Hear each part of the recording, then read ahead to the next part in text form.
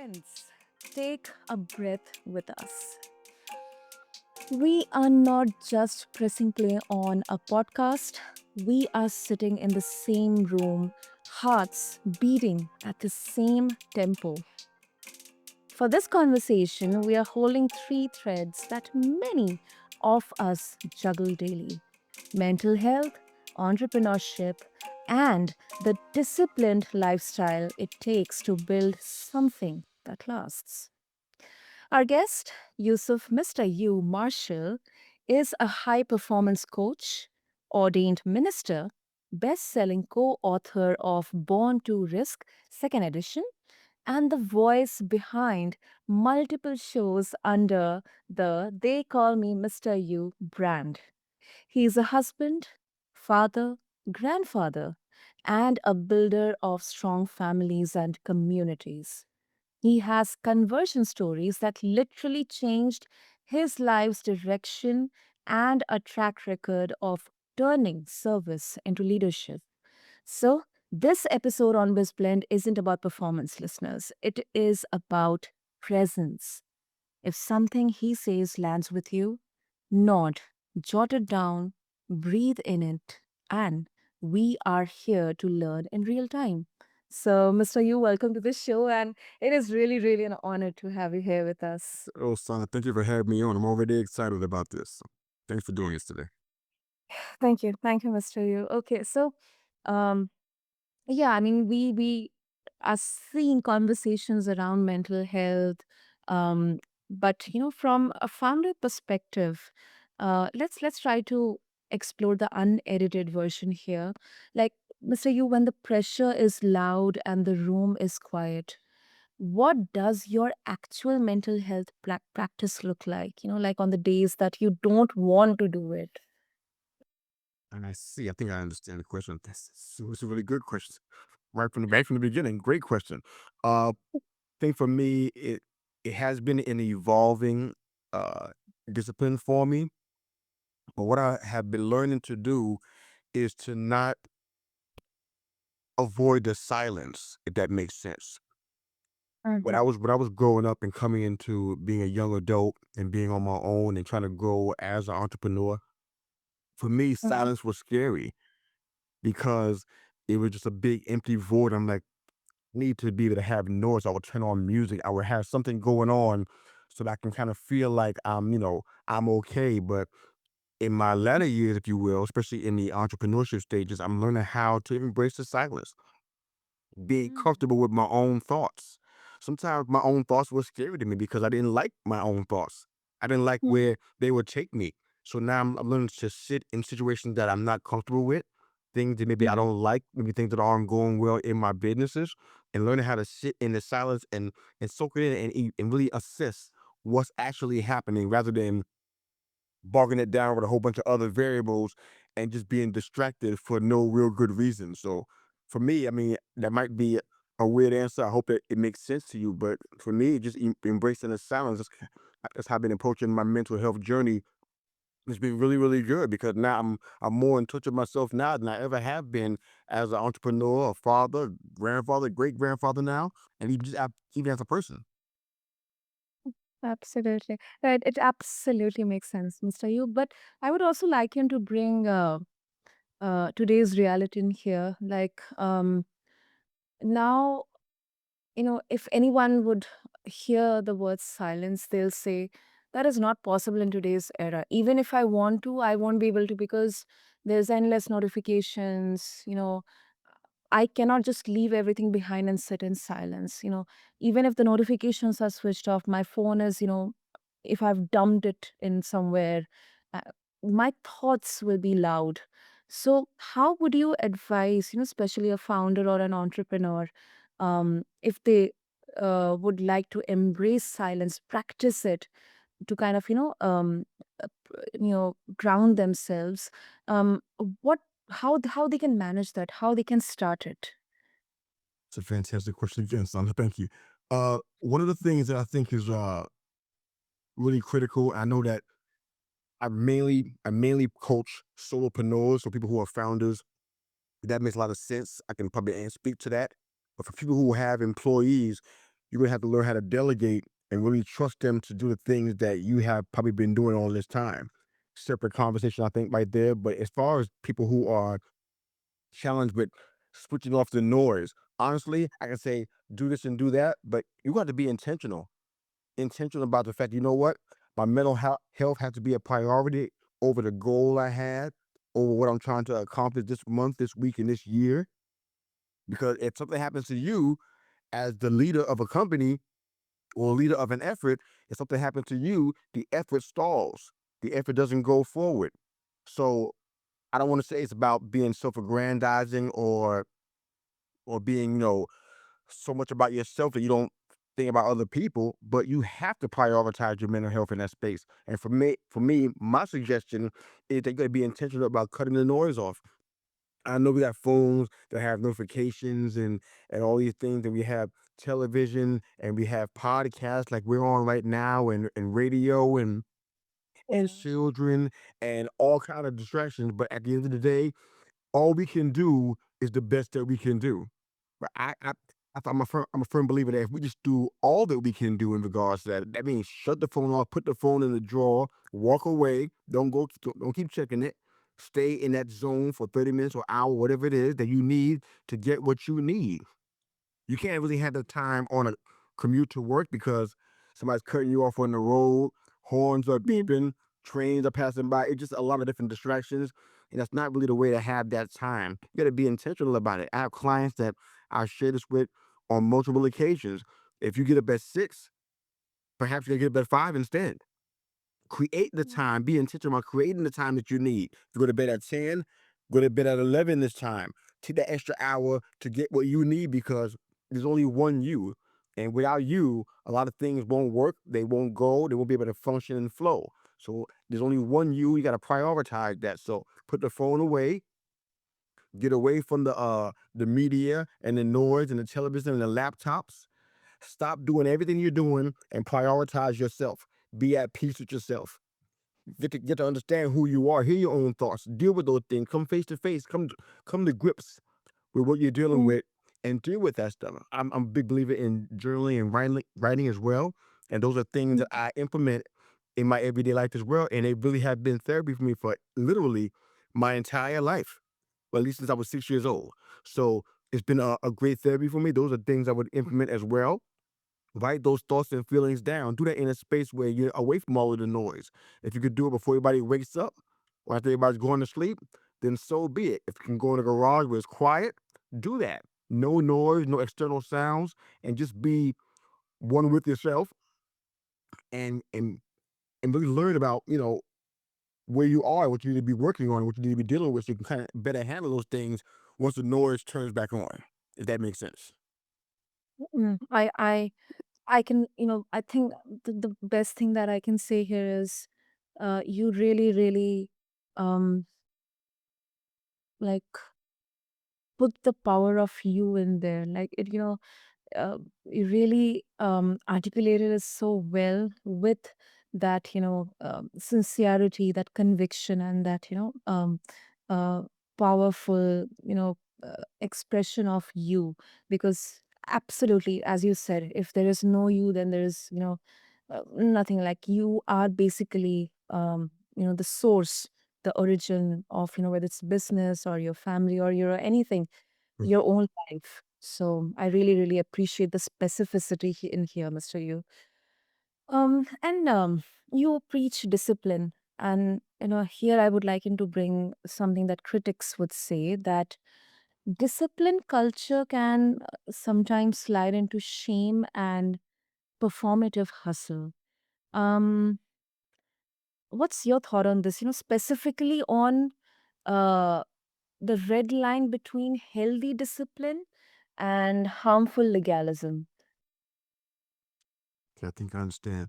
Uh, for me, I had to watch that because I did fall into areas of legalism in times past, just trying to be so strict with things I was doing with diet, with health, with my time, and it just Mhm.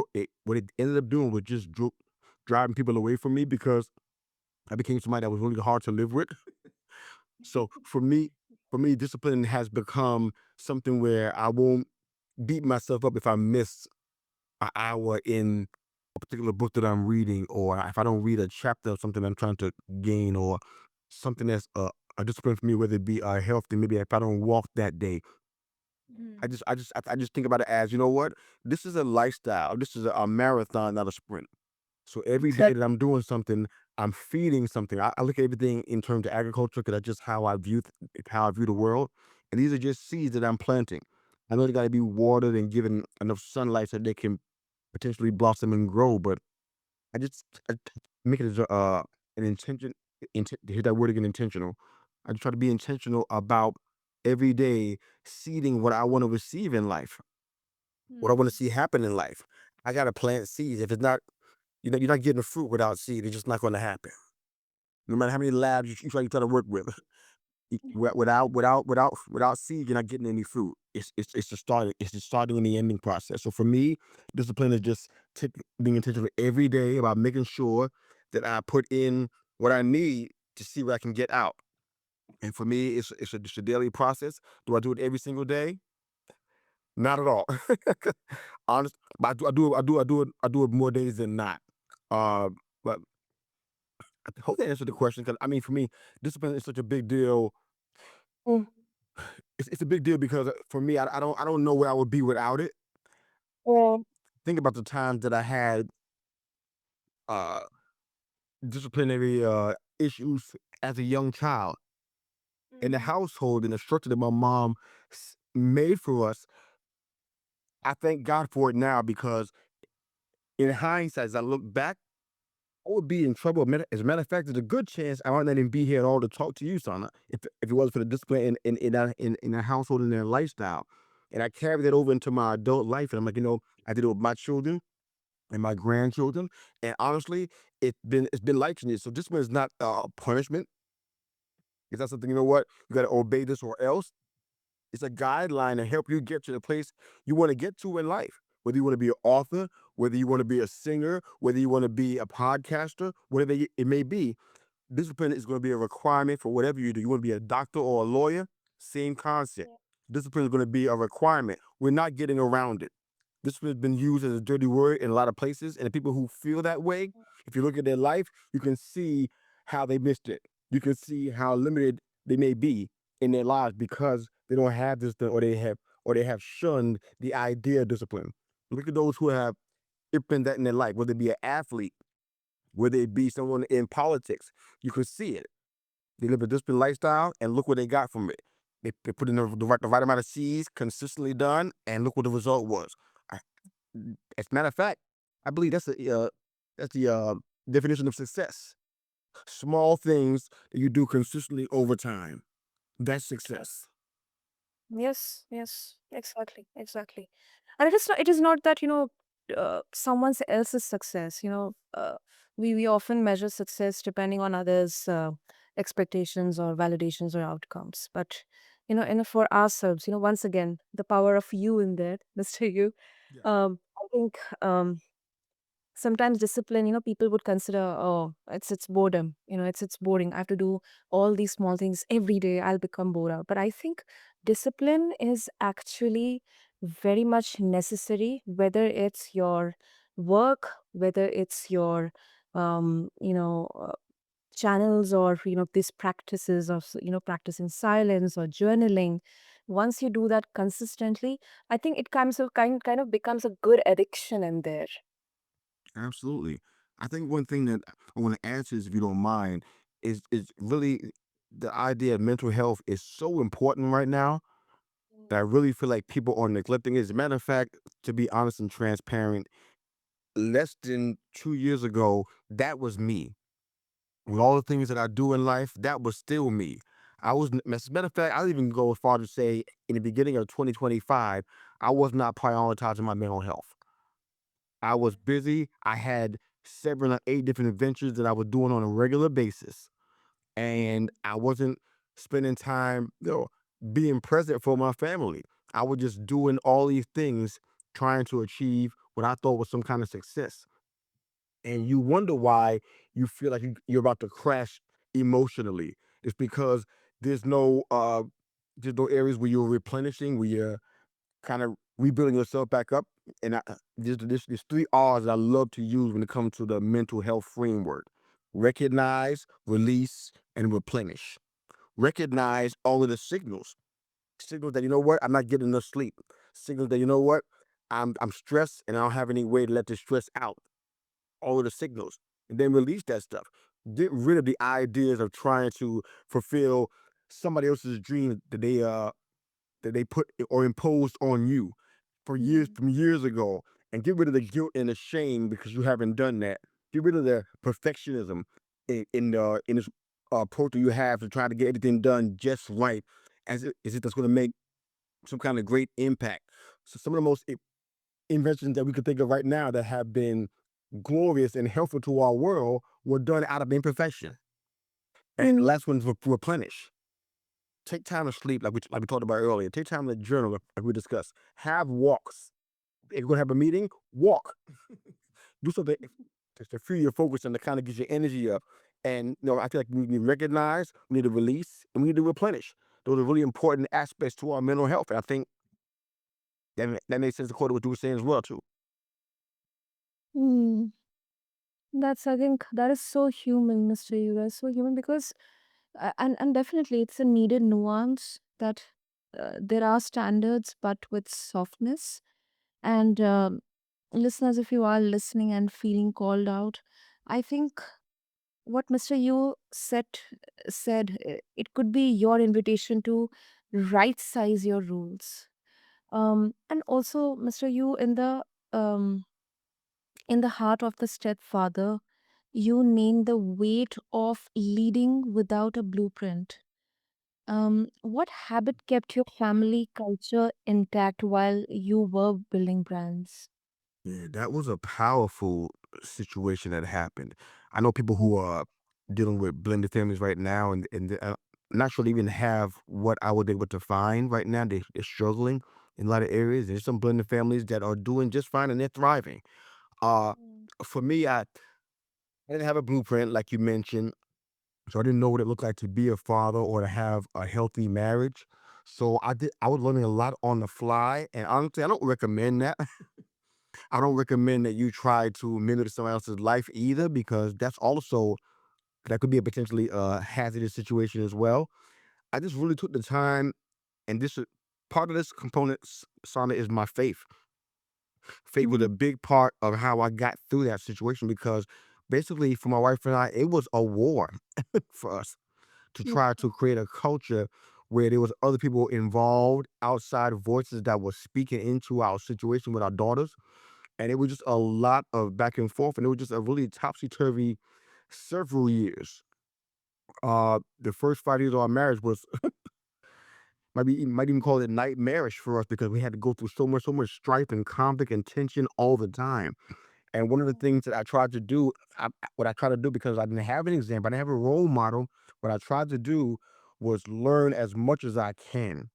I was really Mm. intentional about reading things on the subject. I mean, there's no panaceas out there in books for something like that, but I tried to read as much as I can, glean as many keys and resources as possible, and on top of that, doing everything I was telling you about that I'm doing now is making sure I take the time to decompress, take the time to face what I'm dealing with, and look at what's happening. Begin to decide, okay, I need to start just setting some boundaries on what I'm going to allow and what I can allow, doing adult stuff. And I was learning that almost on the fly as a 25-year-old, trying to figure out how to manage a whole household. So I was learning about the importance of having peers and mentors who will listen to you without judgment, having an accountability circle. So beside the reading and setting boundaries in my household, setting rules and standards, things that I almost didn't even see in my household, because my household was growing up was different than that. So setting boundaries, having accountability circles, making sure I take the time to connect with my wife, have us have time together so that we can kind of encourage each other, support each other, and get away from the noise and the conflict, and make sure we continue to remind each other that we're both the most important people in this relationship, and we can't let anybody tear us up and destroy us. So it was a lot of those things. So it was just one thing, Sana. It was all those things plus some more too that kind of helped me get through that situation. Wow. I think one thing which I certainly am able to extract from what you said is specifically, around um, how the initial years really, really kind of, um, were like the make or break for your family, for your relationship with your wife. And one thing that you said is you read books, you learned.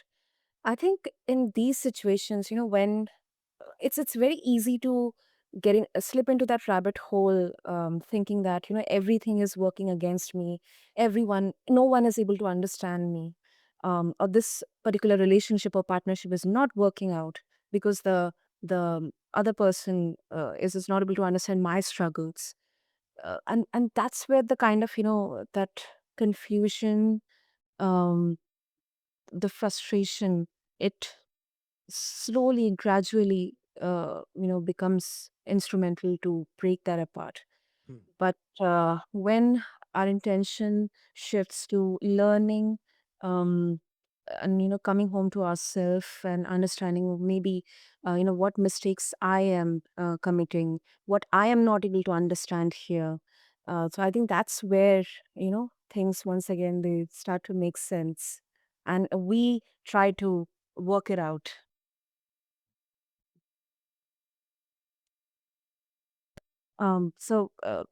Mr. Yu, before we wrap up, um, any boundary sentence, maybe a line or a sentence that you have actually used this month, like because you are performing so many roles in here. So, any particular boundary sentence that you would also like to share with the listeners? Uh, there's a couple things I think would be really valuable to listeners if you don't mind me sharing it with everybody. One time, and I think I mentioned it a little bit, but I can't emphasize it enough. You gotta dedicate time to unplug. I know people know that in their minds, but I think fear, self doubt limits them from doing that. But take the time. It's not looking at screens all day. Take the time to be in, embrace the silence. Take the time to unplug. Look at, I grew the most in silence. Think about it like this. And this is the best way I can describe this example. I'm going back to agriculture again, Sana. But look at when a seed's put into the ground. You can't see it. You can't look at it. You can't touch it. You can't wiggle it around. It's in the ground, right? That's when seeds grow the most. It's in darkness. They don't grow in the light as much as they grow in the darkness. That's how I liken this to embracing the silence because we'll have more growth there than we will in a small group, in a large group, from watching television, from listening to podcasts, from letting somebody advise us on what to do. We're gonna grow more from that silence because we're gonna hear and understand things and evaluate things and assess things without distractions in a much more positive and productive way. The other thing I want to kind of share, if I can do that also, is just understanding that, you know what, even in the situations that we have in life, we feel like it's just too much. Mm, I think we need to evaluate why we do what we do. Why do we mm, start this? I know so many people, some people who are clients, people who are not clients of mine, mm, and I look at how they got to the place that they are. They're living up to expectations that were not even theirs to start with. Somebody gave them or imposed these things on them, and now they're trying to live it out, basically live out somebody else's dream. It's just like a child whose father is encouraging them to play baseball and be mhm, successful at it, but the father wasn't successful at it. Their career got cut short. So now the father's trying to live vicariously through the son and putting pressure on the son to be the baseball player that the father could never be. That's mm, mm. unfair and unreasonable. And we do that a Yes. lot in life. We let people speak over us. We listen to these voices and we allow people to have access to us that shouldn't have that, who may not have our best interests at heart or may not fully understand who we are as people ourselves. We let them talk over us and we enlarge our capacity and include all the junk they want to give us. I don't have a problem with enlarging your capacity. I think it's a great idea, but within limits. At the end of the day, we can't pour into it from an empty cup. We can build a bigger cup. We can get a bigger cup. Yeah. Yeah. We can have more capacity to do things, but it's just really wise and discipline comes in here too, as does mental health. adult entrepreneurship, that we scale down what matters to us the most, and we focus and do those things. And I believe that we'll be successful as anybody else. We'll be focusing on the things that matter, major on the majors and minor on the minors. Yeah, beautifully said, Mr. Yu. Beautifully. And yeah, if our listeners they would like to get in touch with you, listen to your podcast, what would be the best way? So many ways. I have the yeah in the show notes, but I have a link tree and 4 different podcasts you can reach out to. But the best way to get all 4 podcasts at the same time is they call me Mr. Yu, MistaYu .buzzsprout.com. That will give you the link to all of the shows, and you can hear all the seasons all the way back to 2020 when we first started our brand. So they call me Mr. U. Buzzsprout.com. We'll give you access to all of the shows. We have a YouTube channel. We're on all the socials and all the listening platforms. You can find any one of our 4 shows anytime you want to Oh, hear us. And of course, there's a opportunity for you to reach out to me as well. I have a link tree and landing page, link tree that you can reach out to me via socials, or if you want to reach out for any kind of coaching advice, happy to talk to you. wonderful. Listeners, I'll have all these details and links in the show notes for all of you. And let's land this together. We came for tactics, we leave with a template. Simple habits, standards with softness, service as a filter, repair as a reflex, and courage with constraints. So, Mr. Yu, thank you so much Thank you. for honesty and the blueprint. Thank you. This was much, much needed. Thank you very much for your time. I appreciate this, and you got a great show and a great audience too. Thank you. Thank you. Thank you. And to everyone here tuning in, pick one habit that you can't talk yourself out of it and start it before the sun sets. Then tell someone you trust. Until then, this is BizBlend with Sana, where business meets being human. Thank you.